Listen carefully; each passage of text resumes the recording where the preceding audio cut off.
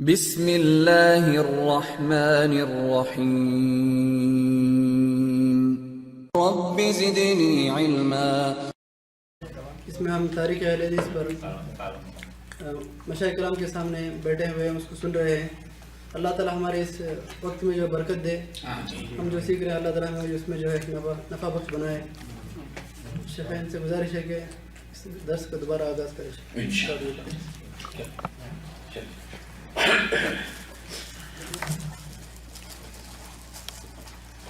بسم اللہ الحمدللہ والصلاة والسلام علی رسول اللہ وبعد۔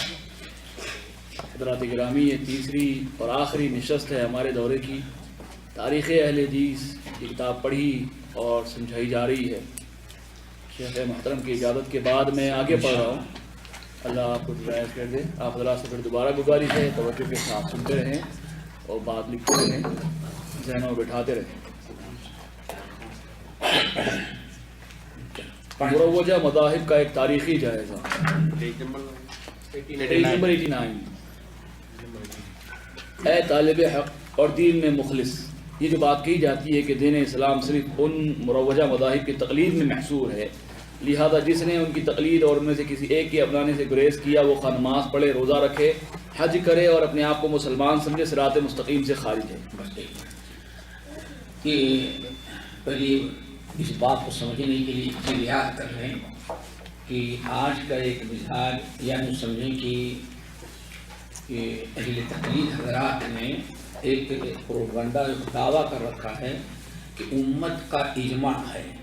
اجماع سمجھتے ہیں نا، امت کا اجماع ہے کہ حق ان چار مذاہب میں محصور ہے۔ یہی سمجھو پہلے محصور کا مطلب یعنی یہ چار جو مذہب ہیں اللہ تعالیٰ نے حق کو انہی چاروں کے اندر رکھا ہے۔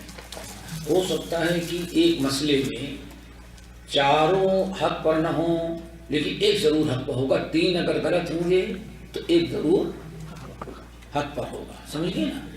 کوئی ایسی چیز آ گئی جس میں اب ان چاروں مذاہب کے علاوہ جو بھی مذہب بنے گا اس کے پاس حق ہوگا ہی نہیں، سمجھ رہے ہیں نا۔ ان کا کہنا ہے، ہاں ان کا کہنا ہے، اور کہتے ہیں کہ اس پر اجماع ہے، حالانکہ اجماع نہیں ہے۔ اجماع اگر ہوتا تو یہ جو صبح سے پڑھ رہے ہیں کتنی اہل حدیث کا نام گزر چکا ہے نا، کتنے اہل حدیثوں کا وقت تذکرہ آ چکا ہے۔ اس کا مطلب اجماع ہوا کب؟ ایک تو اجماع ہی جھوٹا ہے۔ نمبر دو، یہ کیسے کہا جاتا ہے حق انہی چاروں میں ہو سکتا ہے حق ان چاروں میں نہ ہو، امام سفیان ثوری کے پاس ہو۔ ایک مثال لے دیں گے کہ بات سمجھ میں آئے گی۔ اس سلسلے میں علامہ البانی رحمۃ اللہ علیہ یہ جو کتاب ہے، دو عالم کی کتابیں ذرا ضرور پڑھیے گا، اتباع سنت اور حجت حدیث پر۔ ایک تو شیخ الحدیث مولانا محمد اسماعیل صاحب پیران والا، ان کی کئی کتاب ہیں، مثلا حجیت حدیث، جماعت اسلامی کا نظریہ حدیث، یہ کئی ان کے رسالے ہیں۔ اور اب ان کے اوپر کوئی ایک خاتون ہے پنجاب یونیورسٹی سے دکتورا نکلی ہے، ان کی حجت ہے۔ ایک تو یہ۔ نمبر دو، علامہ البانی کی کتابیں الحدیث حجت بنفسہ اور حجت حدیث، اور یہ ساری کتابیں جو 8-9 رسالے تھے سب کا اردو میں ترجمہ ہوا، جامع سلفیہ بنارس ہندوستان میں ترجمہ ہوا اور سب کو ایک ساتھ شائع کیا گیا ہے۔ تو اس میں بہت ایک مثال آپ کو دیتے ہیں اس کو سمجھنے کے لیے۔ مثال کیا ہے؟ اگر بادل شائع ہو مثال کے طور پر، بتا رہے نا، یہ مقصد ہے کہ یہ جو کہتے ہیں حق ان چاروں میں، ان چاروں کے باہر حق کوئی بات نہیں رہ گیا، سمجھ گئے نا۔ لیکن سلف کیا کہتے نہیں، حق ان چاروں کے اندر محدود نہیں ہے، بلکہ ہو سکتا ہے کہ حق ان چاروں کے باہر کسی پانچویں کے پاس ہو۔ ایک مثال دیتے ہیں بس کافی، اس کو یاد رکھیے گا۔ مثلا مثلا ہم لوگ رمضان کے روزے میں ہیں، روزہ ہے، رمضان کا روزہ ہے، خوب بادل چھا گیا، خوب بادل چھا گیا اور گھڑی کا اندازہ نہ لگا، آپ نے اذان دے دی گئی، لوگوں نے روزہ افطار کر لیا، افطار کر کے مغرب کی نماز پڑھنے کے لیے جا رہے تو بادل ہٹا اور سورج نظر آنے لگا، سمجھے نا؟ ابھی شام تو بھی نہیں تھی، لیکن ہم لوگوں نے افطار کیا یہ سمجھ کر کے کہ سورج غروب ہو چکا ہے۔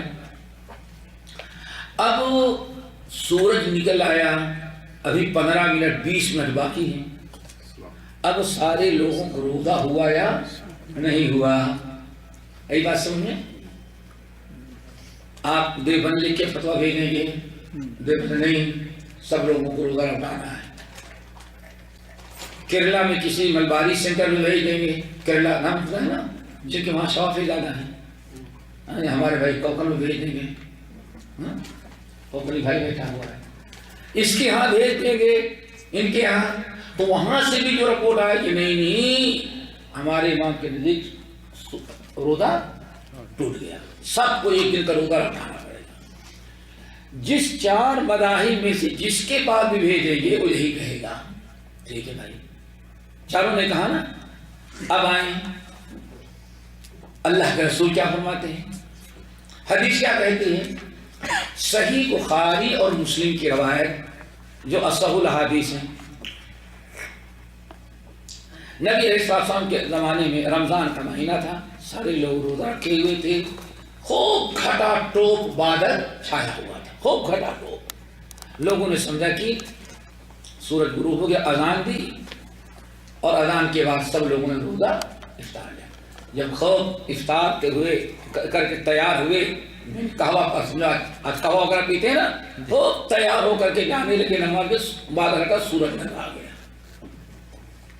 سورج نظر آ گیا، اب بڑا مسئلہ پھنس گیا، لوگ اللہ سے سورج ہی نہیں غروب ہوا تھا۔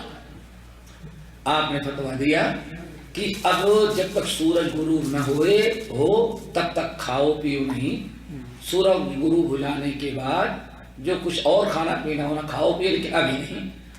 اللہ کے رسول نے کسی کو روزہ لوٹانے کا حکم نہیں دیکھا، اگلی بات سن، چاروں مذاہب ایک طرف لیکن حدیث رسول۔ اب اگر یہ 4 ایک میں ہیں، حق انہی چاروں کے اندر محصور ہیں، تو چاروں ہیں لیکن حدیث کسی اور جگہ ہے، چاروں امام فتویٰ دیں لیکن کسی کے پاس حدیث نہیں، حدیث تک کی مخالفت کر رہی۔ اب کیا کیا جائے گا؟ اب عمل کیا کیا جائے گا؟ آگے بات سمجھو نا۔ تو اس کا مطلب یہ ہے کہ حق انہی چاروں کے اندر محصور نہیں ہے، حق ان چاروں کے اندر محصور نہیں، حق ان چاروں کے علاوہ بھی ہو سکتا ہے۔ اب ایک بات سنیں، اب اگر انسان یہ عقیدہ رکھتا ہے کہ حق انہی چاروں میں محصور ہے تو بہت اچھا ہے، تو کتنی حدیثیں چھوٹ جائیں گی؟ صرف میں نے ایک مثال دی، علامہ البانی نے کئی مثالیں ایسی اکٹھا کی، تو اسی لیے اس باب کو سمجھنے کے پہلے اتنا یاد رکھیں کہ لوگ یہ کہتے ہیں، لوگ نہیں بلکہ دنیا ائمہ مقلدین علماء مقلدین کہتے ہیں اس بات کا اجماع ہے کہ حق کیا ہے، 4 ہی میں محدود ہے، ان چاروں کے علاوہ حق نہیں ہے۔ اچھا کہنا کیا کہتے ہیں؟ اور چاروں نے تقلید کو واجب قرار دے دیا ہے۔ اب اگر کوئی اہل حدیث ہوا 5واں مذہب وہ چاروں سے نکل گیا تو اب وہ باطل ہوگا، اس کو حق تسلیم کرنا ہمارے لیے ناممکن ہے۔ آگے بات سمجھ؟ جی آگے بات سمجھ میں نا؟ ہاں پڑھیں۔ ایک سوال، چاروں اماموں نے جو ہے تقلید یعنی کرنے کی جو حکم دیا ہے، اس میں ٹھیک ہے، اللہ آپ کو خیر دے کہ نتیجہ ہوتا ہے صبح آنے کا۔ جی بالکل صحیح ہے، سمجھ گئے نا؟ میرے بھائی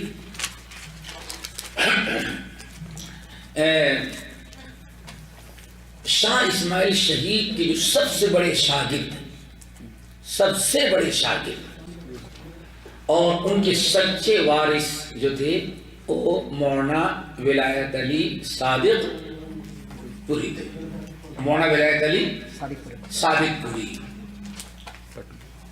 تقریباً ان کی وفات 1852 میں. کتنے میں؟ 1852 تقسیم کے بعد, انڈیا پاکستان کے تقسیم کے بعد. اس کا مطلب غور سے نہیں سن رہے ہیں. 1800 تقسیم تو 1943 اس کا مطلب غور سے نہیں سن رہے ہیں. سمجھ 1852 میں تقریباً انتقال. غازی پور یو پی اور بہار کے بارڈر کا ایک ڈسٹرکٹ ہے. وہاں مولانا فصیح الدین ایک تھے. فصیح وہ پکے حنفی تھے. انہوں نے ان پر کیس دائر کر دیا. کیس بہت لمبا ہوا اور مناظرہ ہوا. مولانا بہت دیندار متقی پرہیزگار تھے مولانا ولایت علی صادق پوری رحمۃ اللہ علیہ. انہوں نے مجمع تو ایک طرف رہ گیا. مولانا فصیح الدین کو پکڑا, کہا مولانا ہم آپ سے گفتگو کریں. اچھا آپ یہ بتائیں کہ امام ابو حنیفہ نے کیا کہا ہے کہ میری تقلید کرنا, کہ امام ابو حنیفہ نے کہا اذا صح الحدیث فہو مذہبی. بھائی میرے فتوے کو ماننا, لیکن جب حدیث صحیح مل جائے تو اس پر عمل کرنا وہی ہمارا بھی مذہب ہوگا. کہاں ہے کہاں ہے؟ کہا رفع الیدین اور آمین بولنے والی حدیث صحیح, کہا کہ صحیح ہے. کہا اللہ کے بندے پکا حنفی تو میں ہوں, تم کب سے حنفی بن گئے؟ نہیں سمجھے؟ پکا حنفی تو میں ہوں کہ امام صاحب کہتے ہیں جب صحیح حدیث مل جائے تو میرا مذہب وہی ہوگا. اور تم تو پکے نماز حرام ہوئے امام صاحب کی. امام صاحب کہتے ہیں صحیح حدیث مل جائے تو مجھ پر عمل کرنا ہو, تم کہتے ہو نہیں صحیح حدیث ملے تو ٹھکرا دے, لیکن امام کی بات مانیں گے. چاروں ائمہ ان کے شاگرد ہر ایک نے یہی کہا تھا کہ تقلید کسی کی نہ. ہمارے احمد بن حنبل کیا, لا تقلدونی ولا الشافعی ولا مالک ولا ابو حنیفہ. میرے شاگرد تو اللہ تعالیٰ سے ڈرو, نہ میری تقلید کرنا, نہ میرے استاد شافعی کی کرنا, نہ مالک کی کرنا, نہ ابو حنیفہ کی کرنا. خذوا من حین اخذوا. جیسے وہ کتاب و سنت پر ڈائریکٹ عمل کر رہے تھے ویسے تم بھی عمل کرنا. اس سے واضح چیز اور کیا ہو سکتی ہے؟ لیکن بات آگے یہ بھی بتا دیں, سوائے امام احمد بن حنبل کے شاگردوں کے اور سوائے احمد بن حنبل کے ماننے والوں کے کسی نے اپنے امام کے اس وصیت کو قبول نہیں کیا. اسی لیے حنبلی مذہب میں ہمیشہ ایسے لوگ پیدا ہوتے رہے جو تقلید کو چھوڑ کر کے اپنے آپ کو حنبلی بھی کہتے لیکن حدیث پر عمل کرنے کی دعوت ہے. اور آخر زمانے میں ابن تیمیہ وہی تھے, ابن قیم وہی تھے, ابن کثیر جیسا انسان, ابن کثیر رحمۃ اللہ علیہ بھی وہی تھے. بلکہ امام ابن کثیر کہتے ہیں اپنی تفسیر کے اندر یوم ندعو کل اناس بامامہم, قیامت کے ہر انسان کو پکارا جائے گا ان کے امام. اللہ اکبر. قیامت کے دن لوگوں کو پکارا جائے گا. سورہ بنی اسرائیل کی تفسیر میں یوم ندعو کل اناس بامامہم, قیامت کے دن پکارا جائے گا ہر انسان کو اس کے اماموں کے ذکر. پھر آگے کہتے ہیں هذا شرف کبیر لأہل الحدیث, یہ اہل حدیثوں کی سب سے بڑی فضیلت ہے کہ ان کا امام سوائے اللہ کے رسول کی کوئی ہوتا نہیں. میرے بھائیوں, تو یہ تقلید سے سب لوگوں نے منع کیا تھا. تقلید سے کسی نے نہ پسند کیا اور نہ تقلید کی کسی نے حکم دیا. چاروں اماموں کے ساتھ, بلکہ یہ موضوع اور ہو جائے گا. ہم تو بڑے چیلنج کے ساتھ کہتے ہیں کہ سب سے پہلے اس دنیا کے اندر جس نے تقلید کے رد میں کتاب لکھو امام شافعی. کون ہے؟ امام شافعی. سب سے پہلے امام شافعی کہتے ہیں الحدیث حجۃ بنفسہ لا بعمل غیرہ. لوگوں کسی نے حدیث عمل کیا یا نہ کیا, اگر حدیث آ گئی تو حدیث حجت ہوگی، کسی کو یہ کہنے کی پوچھنے کی ضرورت نہیں، حدیث تو ہے لیکن اس پر کسی نے عمل کیا کہ نہیں کیا۔ امام شافعی کی دلیل ذرا سنو کتنی اہم، کہتے ہیں جب قبلہ تحویل ہوا، مکے میں تھے خانہ کعبہ کی طرف، مدینہ آئے ہیں کچھ دن خانہ کعبہ کی طرف، اور کچھ ہی عرصے کے بعد اللہ نے کیا حکم دیا کدھر رک کر کے نماز پڑھیں؟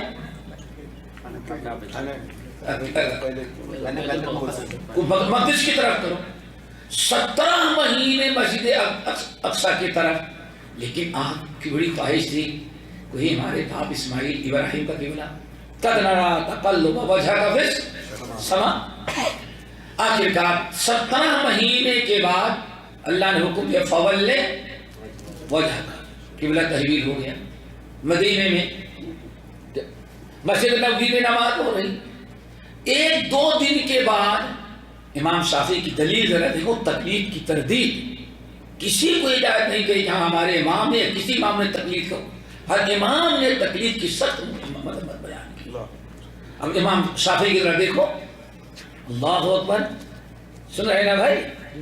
دوسرے تیسرے دن کے بعد کوئی مدینے کے صحابی وہ کوبا گئے کسی کام سے، دیکھا کوبا والے امام صاحب ابھی وہ مسجد اقصیٰ کی طرف نماز پڑھا رہے، پورے کوبا کے نمازی جو ہیں وہ مسجد اقصیٰ کی طرف، ان کو ابھی اطلاع نہیں ملی تھی کہ قبلہ تحویل ہو گیا ہے۔ وہ صحابی کنارے کھڑے ہوئے، اللہ کے بندوں قبلہ تحویل ہو گیا پرسوں ہی، ہم لوگ تو اللہ رسول کے پیچھے مسجد اقصیٰ کی طرف منہ کر کے نماز پڑھ رہے تھے، مسجد حرم کی طرف منہ کر کے نماز پڑھ رہے ہیں۔ اتنا اعلان کیا، امام بھی گھوم گیا، سارے نمازی بھی گھوم گئے، پوری نماز مکمل کی کہا، آدھی نماز مسجد اقصیٰ اور آخری آدھی کی طرف مسجد حرم۔ امام شافعی کی ذہانت، فطانت، دلیل ہے دیکھو۔ امام شافعی کہتے ہیں دیکھو، عام لوگ تھے، انہوں نے جب سنی حدیث کی اللہ کے تحویل قبلہ تو کل ہی پرسوں ہو گیا، اور اللہ کے رسول کی مسجد نبوی وغیرہ کی نماز حرم کی طرف، حرم مکی کی طرف ہو رہی ہے۔ کوبا کے سارے مسلمانوں نے منہ موڑ لیا، کسی نے نہیں کہا بھائی ٹھیک ہے حدیث تو ہے لیکن ابو بکر عمر نے عمل کیا کہ نہیں کیا۔ اللہ، امام شافعی کو حجت رکھ، کسی نے ایک مسلمان نے نہیں کہا بھائی حدیث سن لیا میں نے، پہلے یہ بتاؤ اس حدیث پر عمل کسی امام نے کیا، ابو بکر عمر نے کیا کہ نہیں؟ کسی نے نہیں پوچھا۔ تو امام شافعی کیا کہتے ہیں؟ الحدیث حجت بنفسہ لا بعمل غیرہ۔ لوگوں، حدیث آ جائے وہی حدیث بتا کے خود حجت ہوگی، دنیا کے کسی امام نے اس پر عمل کیا ہو یا عمل نہ کیا ہو۔ آئی بات سن، کسی امام نے تقلید کا حکم نہیں دیا، ہر ایک نے، بلکہ بتا رہا تھا امام شافعی ہو گئے، امام شافعی کے شاگرد امام مزنی جن کا تذکرہ ہے، کون؟ امام مزنی میں امام شافعی کی جو کتاب کتاب الام ہے، کتاب الام کئی جلدوں میں ہے، تو ان کے شاگرد امام مزنی میں جو امام شافعی کے علم کے وارث تھے، یہ چیز بڑی اہم ہے، اس کو یاد رکھیے گا انشاءاللہ۔ پورے 8 جلدوں میں جو کتاب الام ہے اس کو ایک جلد میں مختصر کیا۔ کیا کیا؟ مختصر کیا، ٹھیک ہے نا؟ 8 جلدوں کو کتنے میں؟ پھر بسم اللہ، اگر سنو پہلی سطر، بسم اللہ الرحمن الرحیم، هذا علم مختصر من علم الشافعی اختصرته من علمه مع اعلامیہ انہی تقلید و تقلید غیری۔ پہلی سطر میں اللہ کے بندے نوٹ کیا کہ دن قیامت تک آنے والوں یہ امام شافعی کے علم کو مختصر کر رہے ہیں، اور یہ بتاتے ہوئے کہ امام شافعی نے اپنی تقلید یا کسی اور کی تقلید سے منع کیا تھا کہ کبھی ہماری یا کسی اور کی تقلید نہیں کرنا۔ یہ کس نے کہا ہے؟ مزنی امام شافعی کے قول. تو اب تقلید کا حکم ائمہ کی طرف منسوخ کرنا یہ ائمہ پر بہتان اور جھوٹ ہے. اللہ کا نام دے. ساتھیوں سے گزارش ہے کہ وہ پچھلے صفحات کا مطالعہ کریں. ساتویں دلیل میں خاص طور پر اس کا تذکرہ موجود ہے، اور جو حضرات موجود تھے ان سے بھی گزارش ہے کہ وہ پچھلے صفحات کو پڑھیں. انشاءاللہ العزیز ہمارا وقت محفوظ بھی رہے گا اور مفید بھی ثابت ہوگا انشاءاللہ. چلو تو یہ بات سراسر غلط ہے، کیونکہ مروجہ مذاہب مسالک خود ہی نئے ہیں. عہد نبوی میں ان کا وجود تھا، نہ صحابہ کرام تابعین اعدام کے زمانوں میں، نہ ہی تبع تابعین کے زمانے میں، اور نہ ہی خود ائمہ اربعہ رحمہ اللہ کے زمانے میں. تو یہ مروجہ مذاہب حق و باطل کا معیار کیوں کر ہو سکتے ہیں، جبکہ ان مذاہب کا وجود اور ان کا رواج قاضیان، حکومت، دولت، ریاست، قوت و غلبت اور کثرت کے دباؤ کے نتیجے میں تیسری اور چوتھی صدی میں ہوا ہے. جیسا کہ امام ناصر السنہ الفلانی رحمہ اللہ نے ایقاظ میں، نیز شاہ ولی اللہ محدث دہلوی رحمہ اللہ، شیخ عبدالحق دہلوی رحمہ اللہ، امام جلیل ابن حزم رحمہ اللہ، امام شوکانی رحمہ اللہ اور ان کے علاوہ دیگر چوٹی کے علماء نے اپنی کتابوں میں اس کی صراحت فرمائی ہے. ہم اچھی طرح جانتے ہیں. کسی نے فتویٰ لکھا مولانا شریف علی تھانوی کے پاس، نہ نام سنا ہے نہ کبھی نہیں سنا. جو تعبیر لکھنے لگو سب سے بڑے سمجھ میں آ جائے گا. نقش سلیمانی سب ان سے کسی نے پوچھا ان سے کیسے مولانا شریف علی یہ اہل حدیث سے گروہ انڈیا میں پیدا ہو گیا ہے. ایک بہت سے لوگ ہیں، ان کو کافر ہیں، ان کے پیچھے نماز پڑھیں، سلام کریں گے نہیں. تو کبھی کبھار انسان نہ چاہتے ہوئے منہ سے حق بات کہا. اللہ کی بندو، 4 مذہب کے علاوہ ایک 5واں مذہب تو ہمیشہ سے مذہب ظاہری تھا ہی. اللہ کون مذہب؟ ایک مذہب ظاہری سے. بھائی 5واں مذہب تو ہمیشہ ظاہری تھا ہی. کس نے کہا 4 ہی تھا؟ 5واں تو تھا ہی. اس کا مطلب 4 کے علاوہ سب کو اعتراض ہے 5واں مذہب. اور اس سے آگے مولانا ان کا گنگوہی صاحب کا جو ہے مولانا شریف علی تھانوی کے استاد محترم مولانا رشید احمد گنگوہی سے پوچھا گیا یہ جو ہندوستان میں پیدا ہوئے کہ یہ رفول دین دور سے ہمیں کہتے ہیں اللہ کے بندو یہ سب حدیث سے ثابت ہے، سنت ہے، لیکن مشکل ہے کہ اہل حدیث تو جو کرتے ہیں ان کی نیتیں درست نہیں ہوتی، اس لیے کہتے ہیں غلط ہے. اللہ رے ظالموں، تمہارا بیڑا غرق ہو. تم کسی حلا شقت قلبہ، ان کے دل کو چیر کر کے دیکھا کہ رفول دین کرتے ہیں تو کس نیت سے. ان کی نیتیں اس لیے ہمارے ایک استاد دارالعلوم کہتے تھے ایمان آمین بالشرط. اللہ اکبر. آمین بھی یہ کیا کہتے تھے؟ آمین بالشرط. یہ سب اس وقت کہتا ہے کہ جب کہتے ہاں حدیث پر عمل کریں لیکن امام نے کہا ہے تب، امام نے نہیں کہا ہے تو حدیث پر عمل کرنا وہی شرع ہو جاتا ہے. چلے ان کا یاد رکھنا. شادی کے استاد ہے کون؟ اشرف علی تھانوی اور رشید احمد.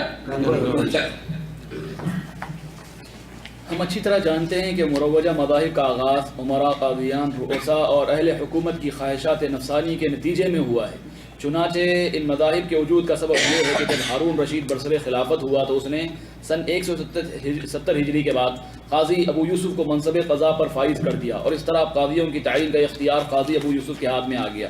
چنانچہ اب بلاد عراق، خراسان اور شام و مصر سے لے کر افریقہ کے آخری حدود تک خلیفہ ہارون رشید انہی کو قضا کے منصب پر فائز کرتا جنہیں قاضی ابو یوسف منظور فرماتے، اور ابو یوسف انہی کو قضا کی ذمہ داری سونپتے جو ان کے شاگردان اور ان کے جدید مذہب کی طرف منسوب ہوتے. چنانچہ عام لوگوں کو مجبوراً انہی کے فتووں اور فیصلوں کو اپنانا پڑتا، اور اس طرح ان ممالک میں حنفی مسلک رائج ہو گیا. اس طرح یحییٰ کے برسر اقتدار ہونے کے سبب اندلس میں مالکی مسلک رائج ہوا، حتیٰ کہ باقاعدہ کہا گیا ہے کہ آغاز میں 2 مسلکوں کا رواج اور پھیلاؤ حکومت و سرداری کی بنیاد پر ہوا. مشرق میں حنفی مسلک اور اندلس میں مالکی مسلک. امام مقریزی کی الخطط اور زبی کی بغیت الملتمس وغیرہ کے حوالے سے بات یہاں تک ختم ہوئی. شاہ ولی اللہ دہلوی رحمہ اللہ حجت البالغہ میں رقم تراز ہیں.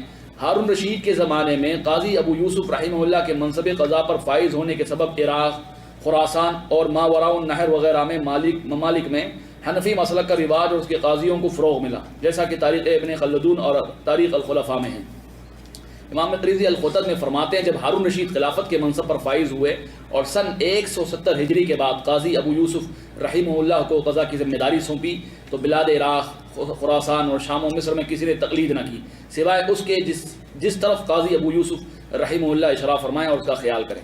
اسی طرح جب اندلس میں حکم بن ہشام کی حکومت قائم ہوئی اور چونکہ یحییٰ اس کے یہاں معتمد اور مقبول تھے لہٰذا وہ اسی کو قضا کے منصب پر فائز کرتا جسے یحییٰ منظور کرتے، لہٰذا جس طرح مشرق میں ابو یوسف کی وجہ سے حنفی مسلک پھیلا اسی طرح یحییٰ کی وجہ سے مالکی مسلک پھیلا، جیسا کہ بغیت الملتمس اور نفح الطیب میں ہے، طیب میں خوشبو۔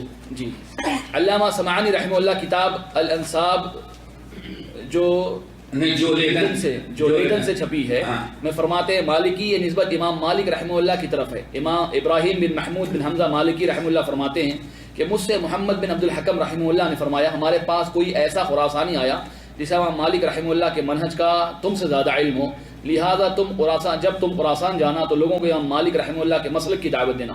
ابراہیم بن محمود کی وفات شعبان سن 369 ہجری میں ہوئی۔ امام مقریزی رحمہ اللہ القطط میں فرماتے ہیں عبداللہ بن فروق ابو محمد فارسی رحمہ اللہ کے حنفی مسلک لانے سے پہلے افریقہ میں احادیث و سنن کا غلبہ تھا، پھر قاضی افریقہ اسد بن فراد بن سنان رحمہ اللہ نے حنفی مسلک کو مزید غلبہ دیا، پھر اس کے بعد جب سحنون بن سعید تنوخی رحمہ اللہ افریقہ کے قاضی مقرر ہوئے تو انہوں نے افریقہ میں مالکی مسلک کی نشر و اشاعت کی، پھر معاذ بن بادیس نے تمام اہل افریقہ کو دیگر مسالک چھوڑ کر صرف مالکی مسلک اختیار کرنے پر آمادہ کیا، چنانچہ اہل افریقہ و اہل اندلس بادشاہ وقت کی نوادشات کی خواہش اور دنیا طلبی کی لالچ میں مالکی مسلک کی طرف پلٹ گئے اور آج تک اسی پر قائم ہیں، کیونکہ ان تمام شہروں دیہات میں قضاء و افتاء کا منصب اسی کو ملتا تھا جو مالکی مسلک کے مطابق فقیہ ہو، چنانچہ عوام کو مجبوراً انہی کے احکام و فتاوے اختیار کرنے پڑے اور وہاں مالکی مسلک اس طرح پھیلا کہ تمام ممالک پر چھا گیا، جیسا کہ مشرقی ممالک میں حنفی مسلک چھا گیا تھا۔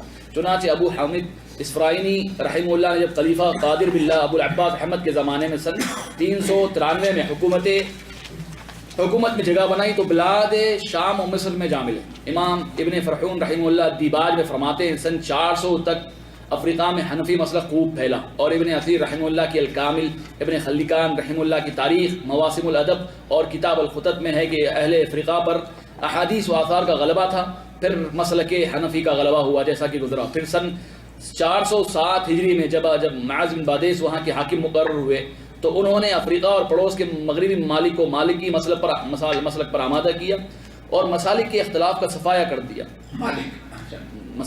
مسالک کے اختلاف کا صفایا کر دیا۔ ابن فرحون رحمہ اللہ دیباج میں اور عبد الحی لکھنوی رحمہ اللہ الفوائد البہیہ میں فرماتے ہیں طبقات کے مصنفین ذکر کرتے ہیں کہ سب سے پہلے مسلک شافعی مصر میں ظاہر ہوا، پھر اس کے بعد خراسان، توران، شام، یمن، ماوراء النہر، بلاد فارس، حجاز اور ہندوستان کے کچھ علاقوں میں پہنچا اور پھیلا، اور سن 300 ہجری کے بعد کچھ افریقہ و اندلس میں بھی داخل ہوا۔ حافظ ابن حجر رحمہ اللہ نے رفع الاسر میں، امام سقاوی رحمہ اللہ نے الاعلان بالتوبیخ میں اور امام ابن طولون رحمہ اللہ نے ثغر البسام میں ذکر فرمایا ہے کہ قاضی عبد عثمان دمشقی سب سے پہلے شخص ہیں جنہوں نے شام میں مسلک شافعی داخل کیا، دمشق کے قاضی مقرر ہوئے اور مسلک شافعی کے مطابق فیصلہ فرمایا، پھر بعد کے لوگ بھی انہی کے نقش قدم پر چلتے رہے اور مختصر المزنی یاد کرنے والوں کو 100 دینار بطور انعام دیا کرتے تھے۔ ان کی وفات 303 ہجری میں ہوئی۔ مختصر المزنی کون؟ مختصر المزنی وہی شافعی جس نے کیا کہا تھا مزنی نے مختصر کر رہا ہوں، اس کو بتا دے رہا ہوں کہ شافعی نے اپنی اور کسی اور وہی مختصر۔ امام سمعانی رحمہ اللہ کتاب الانصاب میں فرماتے ہیں شافعی یہ نسبت محمد بن ادریس شافعی رحمہ اللہ کی طرف ہے، اس سے ابو علی حسن بن عبد الرحمن ہاشمی رحمہ اللہ منسوب ہوئے جن کی وفات سن 470 ہجری کے بعد مکہ مکرمہ میں ہوئی۔ انہیں شافعی اس لیے کہا گیا کہ فرماتے ہیں کہ میں نے ابو العلا احمد کو بیان کرتے ہوئے سنا، وہ کہتے ہیں کہ میں نے ابو الفضل احمد المقدسی کو فرماتے ہوئے سنا کہ ابو علی اس مسئلہ کی نسبت شافعی کے بارے میں پوچھا گیا تو انہوں نے فرمایا قوم میں ایک شخص تھا جس نے آپ کو شافعی لکھا، چنانچہ اس نے اس نسبت کو ہمارے لیے لازمی قرار دیا۔ اور طبقات السبکی الاعلان بالتوبیخ اور شذرات الذهب میں ہے کہ ماوراء النہر میں شافعی مسلک قفال شاشی کے ذریعے پھیلا، ان کی وفات سن 365 ہجری میں ہوئی۔ اور تاریخ ابن قلیقان جلد دوم میں ناصر صلاح الدین یوسف بن ایوب کی سیرت کے تحت ہے کہ جب 5ویں صدی ہجری میں مصر کی ایوبی حکومت فقہا کے لیے مدارس کی تعمیر اور دیگر وسائل کی فراہمی کے ذریعے سے مذاہب کو نوازنے اور بیدار کرنے لگی تو اس نے مسلک شافعی کا بھی بڑا خصوصی اہتمام کیا. خصوصیت کے ساتھ مسلک شافعی کے قاضی مقرر کیے کیونکہ وہی حکومت کا مسلک تھا اور بنو ایوب خود بھی سب کے سب شافعی تھے سوائے عیسیٰ بن عادل کے.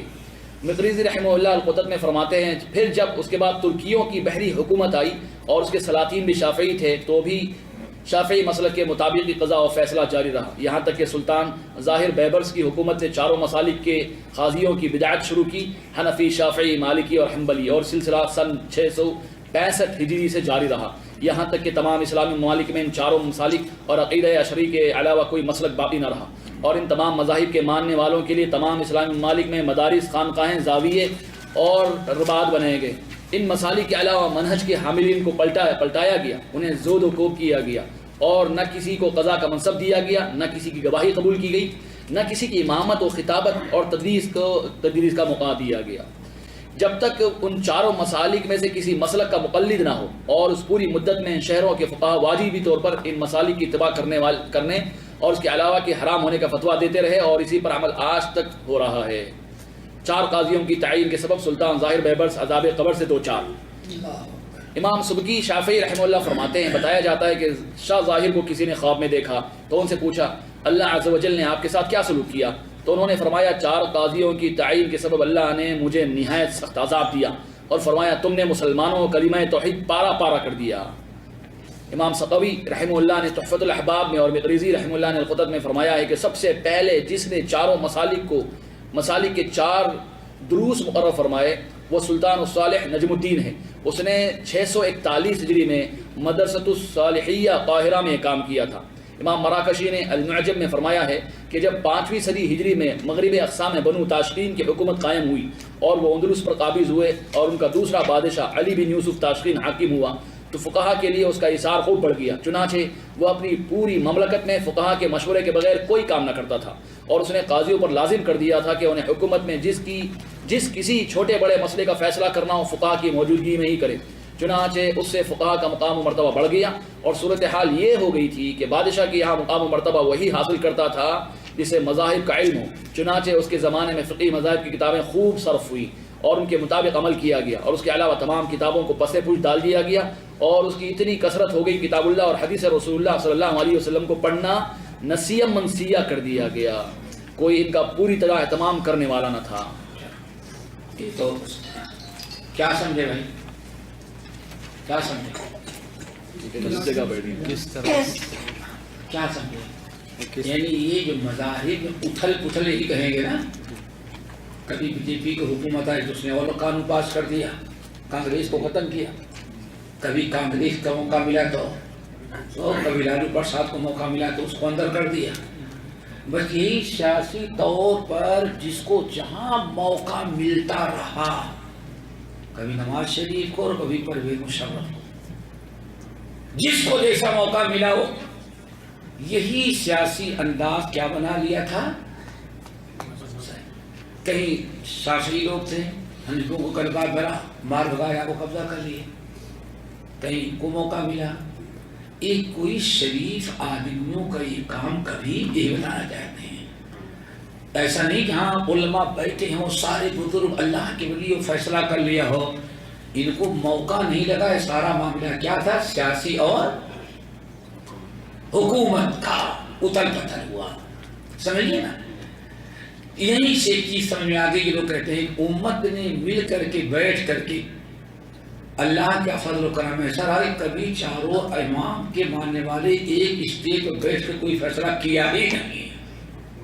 ساری زندگی لڑتے ہی رہے، جس کی لاٹھی اس کی بھینس ہو گئی. بس جس کی لاٹھی، جس کو پاور ملا اس نے قبضہ کر لیا. ایک تو یہ نہیں. دوسری چیز یہاں قابل ملاحظہ یہ ہے کہ بار بار شیخ احمد رحمۃ اللہ علیہ کہہ رہے ہیں سارے مسالک ختم ہو گئے، سارے مسالک ختم ہو گئے، سارے لوگ ختم ہو گئے. ختم یہ کہا جاتا ہے لیل اکثر حکم الکل، ورنہ پیچھے پڑ چکے ہیں. یہ ساری مشکلات تھیں لیکن اس کے باوجود بھی مسلک اہل حدیث غالب رہا. موجود تھا، ایک دن بھی نہیں. کیوں؟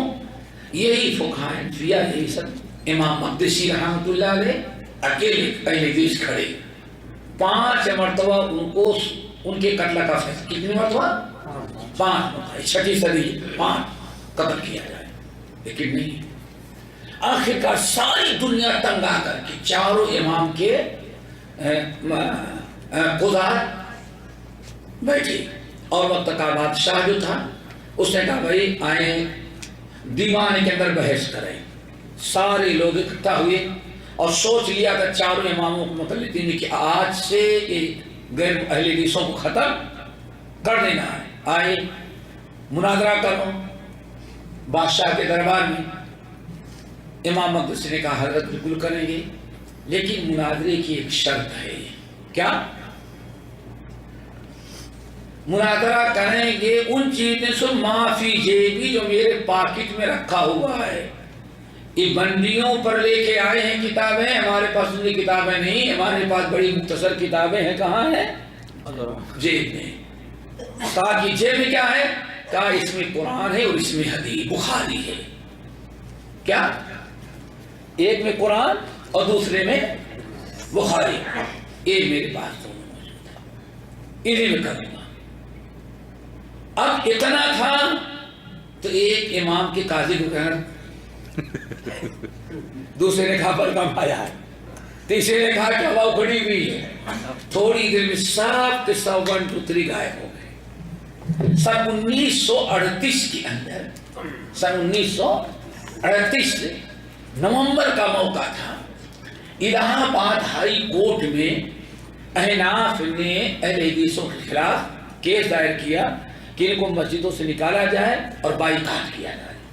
سمجھ گئے نا؟ کسی بھی مسجد میں آنے کا حکومت کی طرف سے پابندی لگائی گئی. مدعی اور مدعا علیہ قاضی انگریز جج تھا الہ آباد ہائی کورٹ کا. یہ بڑا تاریخی واقعہ ہے اور عبرتناک بھی ہے. بلایا گیا، ادھر سے تقریباً 100-200 علماء دیوبند کے، اور اونٹ اور بیل گاڑیوں پر بہشتی دیوبند ابھی لکھی نہیں گئی تو اس کو بھی لے کے جاتے، سب لے کر کے گئے. شیخ الحدیث مولانا احمد اللہ صاحب پرتاپ گڑھی، شیخ الحدیث دارالحدیث رحمانیہ کے جو تھے، وہ بیچارے مسکین سیدھے سادے آئے. ایک وہ تھے، ان کے ساتھ ایک حاجی عطا اللہ ان کے عزیز تھے. یہ بیچارے گئے. امام بخاری کی کتاب جزو رفیع نے پاکٹ میں رکھی، بس جج کے سامنے پیشی ہوئی. جج کے سامنے پیشی ہوئی. جج دیکھا یہاں کتابوں کی تھپیاں، اور یہ مسکین آیا ہے خالی ہاں چھوٹی سی کتابوں پاکٹ کے اندر. حاجی عطا اللہ بیچارے تھے، وہ رکھ لیتے ذرا بخاری وغیرہ. پوچھا بھائی آپ لوگ ان کو مسجد سے کیوں نکالتے ہیں؟ کہا کہ یہ لوگ مسجد میں شور مچاتے ہیں اور ہاتھ ہلاتے ہیں، ہم کو مالی نماز میں کھڑا رہتا ہے. آہو. پوچھا جج نے، انگریز جج نے دیوبند علماء دیوبند سے، آپ لوگ کیوں رفع الیدین نہیں کرتے؟ ہمارے امام نے نہیں کیا ہے اور یہ ہے اور یہ ہے. اللہ اکبر. انگریز نے سب سنا. مولی احمد اللہ تم کیوں کرتے ہو؟ ایک وہاں سینکڑوں ہیں، پوری دنیا امٹ پڑی الہ آباد ہائی کورٹ کے سامنے. اگر نہیں ہوگے تو پتھراؤ کریں گے. سمجھ گئے نا؟ سنسار کرنے کی پہلے بھی اس کو. میرے بھائیوں ان کی باری آئی. جج نے ان سے پوچھا کہ مولی احمد اللہ آپ رفع الیدین کیوں کرتے ہیں؟ کہا صاحب میں رفع الیدین اس لیے کرتا ہوں کہ محمد صلی اللہ علیہ وسلم نے کیا ہے. ذرا غور سے سنیں. کس نے کیا ہے؟ اور کس نے کیا؟ ابو بکر نے کیا. اور کس نے کیا؟ عمر نے کیا. ہاں عمر نے کیا. کون عمر؟ عمر بن خطاب. عمر بن خطاب. عمر بن خطاب. عمر بن خطاب. میں نے کہا عمر ابن الخطاب. وہ جو کھیت لگاتا تھا نا، وہ ٹیبل پر رکھا، اٹھ کر کے کھڑا ہو گیا، کانپ گیا، عمر کا نام لرز گیا. وہ یہ تاریخ اسلام کا قصہ. کھڑا ہو گیا. کیا ہوا؟ کہا سنو، عمر نے جو عمل کیا ہو ہمارے اندر اتنی طاقت نہیں کہ عمر کے خلاف ہم فیصلہ کر سکیں. انگریز الہ آباد ہائی کورٹ 1938 کا واقعہ. بلایا، کہا یہ عمر کی اور ابو بکر اور یہ محمد صلی اللہ علیہ وسلم کے طریقے کو اپناتے ہیں، اس لیے فیصلہ یہ ہوا ان کو کوئی ان مسلمان اپنی مسجدوں میں نماز پڑھنے سے روک نہیں سکتا۔ نمبر 2، یہ اپنے آپ کو اہل حدیث کہتے ہیں، اگر کوئی ان کو غیر مقلد اور وہابی کہے گا تو ماں بہن کے گالی دینے کا جو جرم ہوگا وہی ان کو وہابی کہنے کا جرم ہوگا۔ دنیا میں کبھی بھی ایسا وقت نہیں گزرا جہاں حق کا اعلان کرنے والے اور حق کی دعوت دینے والے نہ رہے۔ چلے یہ واقعہ یاد رکھیے، کب کا ہے؟ 1938۔ کہاں کا؟ لاہور۔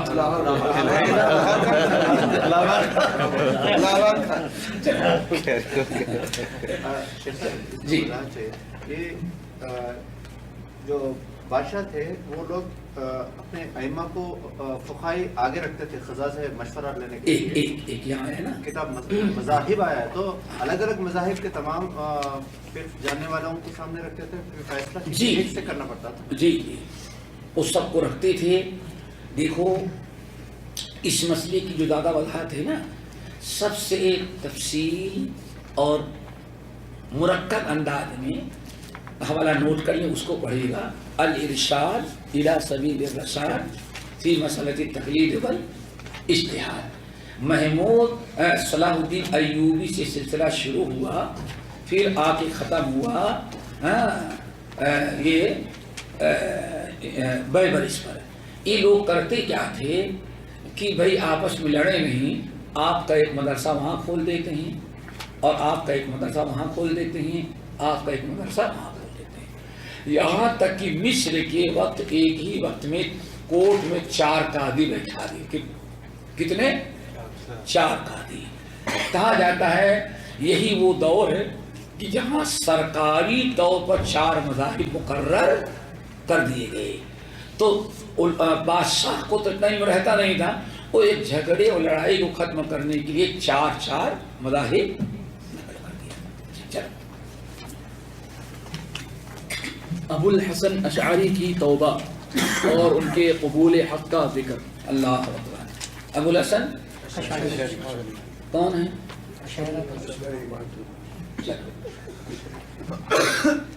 ماتریدی آگے چلے دونوں ایسا بتا رہے ہیں۔ مذہب اشعری کی حقیقت اور سن 385 میں اس کا پھیلاؤ۔ اس میں کوئی شک نہیں کہ تمام اسلامی ممالک کے لوگ صحابہ کرام رضی اللہ عنہم، تابعین، تبع تابعین اور ائمہ اربعہ رحمہم اللہ تعالیٰ کے یہاں مروجہ مذاہب کا سرے سے کوئی تصور ہی نہیں تھا، حتیٰ کہ ان مذاہب کا وجود ہوا اور خواہشات نفس، درباری قاضیان اور قوت و جبر کے ذریعے زمانے کے ساتھ ساتھ ان مذاہب کا غلبہ ہوتا گیا، اور پھر پورے طور پر ان مذاہب کا غلبہ، تسلط، جماع اور استحکام ہو گیا، حتیٰ کہ حکومت نے لوگوں کو ان مذاہب اور اشعری عقیدے کو اپنانے پر آمادہ کیا اور اسے مکمل طور پر واجب قرار دے کر ان کے علاوہ کتاب و سنت کو حرام قرار دیا، اور جس نے ان پر نکیر کی اور تعویل و تحریف کے بغیر مستقل فہم کے ساتھ کتاب اللہ اور سنت رسول پر عمل کیا، اور تشبیہ و تعطیل کے بغیر اللہ کی صفات کاملہ کو جیسے وارد ہوئی ہیں اسی طرح انہیں ثابت کرتے ہوئے عقیدے میں سابقین اولین سلف صالحین کی اتباع کی، نہ اسے قاضی بنایا گیا، نہ اس کی گواہی قبول کی گئی، اور نہ ہی اسے امامت و خطابت اور درس و تدریس کے لیے موقع دیا گیا، کیونکہ وہ فروع میں ان مذاہب میں سے کسی مذہب اور اصول و عقیدے میں ابو الحسن اشعری اللہ کی توبہ سے پہلے قدیم اشعریت کا مقلد نہ تھا۔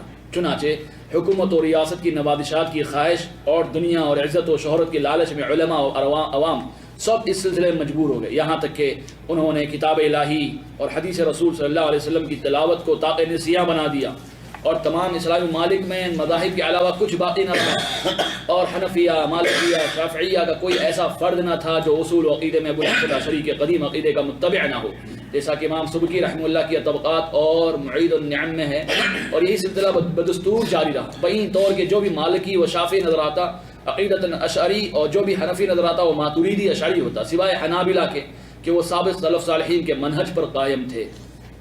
اور حنابلہ کا امام ابو الحسن اشعری کے ساتھ مناظرہ ہوا، چنانچہ انہوں نے عقیدہ اعتزال سے توبہ کر کے منہج حق قبول کر لیا، اور جامع بصرہ میں جمعہ کے روز ایک کرسی نکالی اور اس پر چڑھ کر بآواز بلند پکارا، جو مجھے جانتا ہے وہ جانتا ہے، جو نہیں جانتا ہے میں اسے اپنے بارے میں بتلاتا ہوں کہ میں فلاں ابن فلاں ہوں، میں خلق قرآن کا قائل تھا اور میرا عقیدہ یہ تھا کہ نگاہوں سے اللہ عز و جل کا دیدار نہیں ہو سکتا، نیز یہ کہ شر و بدی کے کام میں ہی کرتا ہوں، لیکن اب میں ان باتوں سے مکمل توبہ کرتا ہوں اور معتزلہ کی تردید کا عقیدہ رکھتا ہوں، ان کی غلطیوں اور گمراہیوں کو بے نقاب کرتا ہوں۔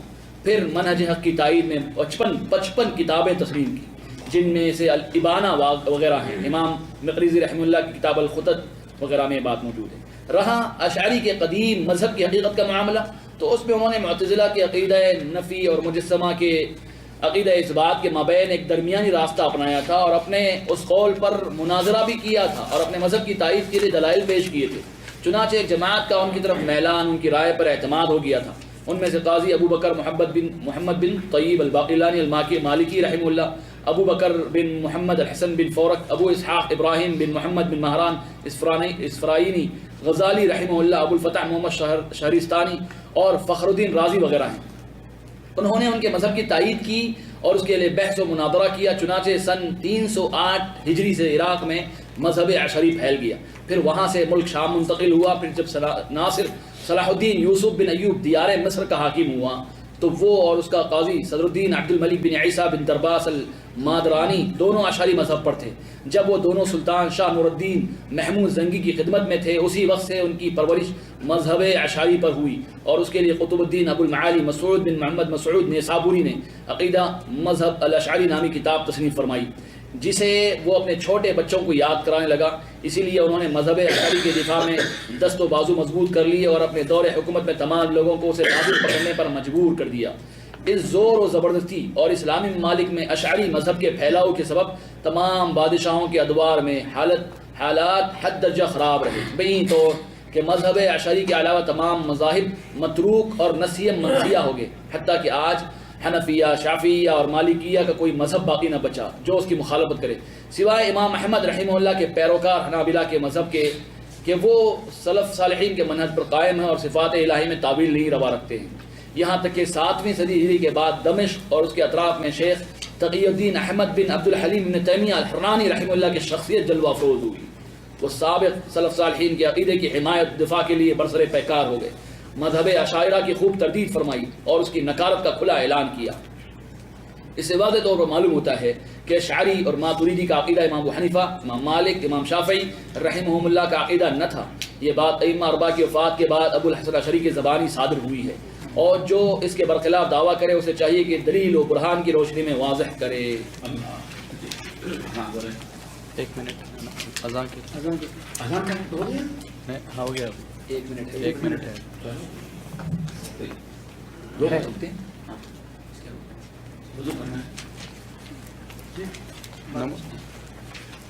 حضرات طلبہ کرام، نماز کا وقت سے قریب ہے، اذان ہوا چاہتی ہے بلکہ ہو رہی ہے۔ آپ حضرات سے گزارش ہے کہ اردو وغیرہ سے فارغ ہو جائیں اور پھر نماز کے فوراً بعد نوافل کے بعد تشریف لائیں، انشاءاللہ ہمارے دورے کا آغاز پھر سے ہوگا۔ اور یہ مضامین جو پڑھے جا رہے ہیں بڑے اہم ہیں، آپ حضرات سے گزارش ہے وہ پوری توجہ کے ساتھ سنیں، قلم بند کریں اور دماغ میں اس کو محفوظ بھی کریں اور جلد واپس ہو جائیں۔ جزاکم اللہ خیرا۔ السلام علیکم ورحمۃ اللہ۔